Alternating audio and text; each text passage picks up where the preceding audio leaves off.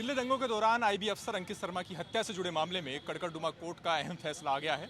Court ने इस मामले में ताहिर हुसैन समेत 5 लोगों को दोषी करार दिया है। इसके अलावा कोर्ट ने 6 आरोपियों को बरी कर दिया है।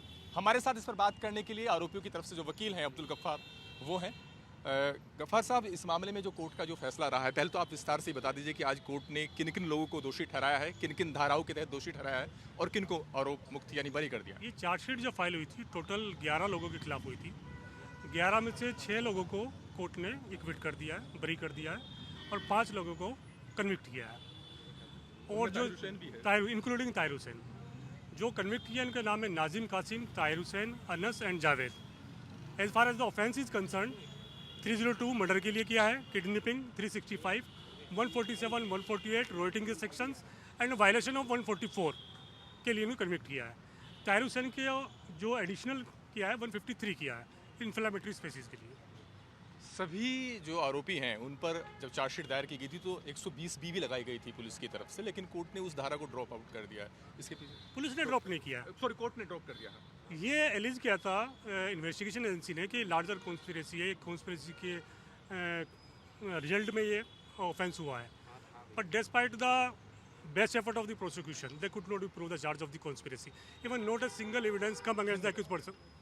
कोई भी किसी तरह का जो सबूत कॉन्स्पिरेसी का किसी भी अक्यूज के अगेंस्ट नहीं आया है और कोर्ट ने सभी को जो कॉन्स्पिरेसी का चार्ज था, षड्यंत्र का चार्ज था, उससे बरी कर दिया है। एक बात ये कि इस मामले में जब बचाव पक्ष की अगर दलीलों की बात करें तो बार बार इस बात को कहा गया कि गवाहों के बयानों से सीधी इस बात की पुष्टि नहीं होती कि इन्हीं लोगों ने ही हत्या को अंजाम दिया है, क्योंकि कोई ऐसा चश्मदीद नहीं है।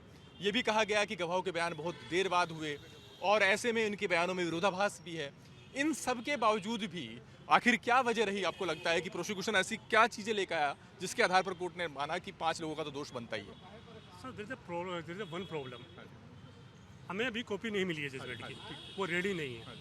जब तक कि जजमेंट की कॉपी नहीं मिलेगी तो उस पर मैं कमेंट नहीं कर सकता, क्योंकि जो हमने आर्गूमेंट किए थे अपना बेस्ट लेवल था वो हमने दिया है, अपने बेस्ट एफर्ट किए हैं। अब कोर्ट ने किस तरह से अप्रिशिएट किया है उस चीज़ को, वो तभी बताया जा सकता है जब हम एक बार जजमेंट की कॉपी मिल जाए। सर, बड़ी बातें क्या कही गई थी कोर्ट में जब जीरें चल रही थी प्रोसिक्यूशन की तरफ से और आपकी तरफ से भी? हमारी तो जो मेन आर्गूमेंट ये था कि जो विटनेस है वो रिलायबल नहीं है। जो अपने आप को एक क्लेम करता है कि मैं इस इंसिडेंट का विटनेस हूँ, मैं गवाह था, वो इतने दिन तक साइलेंट क्यों नहीं रहा? उन्हें कोई पीसीआर कॉल क्यों नहीं की या कोर्ट को इमीडिएटली इन्फॉर्म नहीं किया? ये हमारा बेसिक चीज़ थी। और सेकंड एस्पेक्ट ये था कि जो गवाह हैं उनके स्टेटमेंट में कंट्राडिक्शन है, मतलब कोई राइट की बात करता है, कोई लेफ्ट की बात करता है। तो ये हमारे बेसिक आर्गूमेंट थे। प्रोसिक्यूशन ने इसे कैसे काउंटर किया था? प्रोसिक्यूशन तो ये कहता है कि रिलायबल है, एक एक्सप्लेनेशन दे रहे थे कि भाई डिले का कोई एक्सप्लेनेशन है, कोविड आ गया था, ये आदमी अंडर फियर था इसलिए नहीं दे पाया। ये प्रोसिक्यूशन का बेसिक स्टैंड था। अब इस फैसले के खिलाफ आप हाई कोर्ट जाएंगे? Surely will challenge the order before the honourable high court. शुक्रिया हमसे बात करने के लिए। तो ये थे इस मामले में आरोपियों के वकील, जिनका ये कहना है कि वो इस फैसले को हाई कोर्ट में चुनौती देंगे। कैमरा पर्सन नरेंद्र के साथ अरविंद सिंह, जी मीडिया, दिल्ली।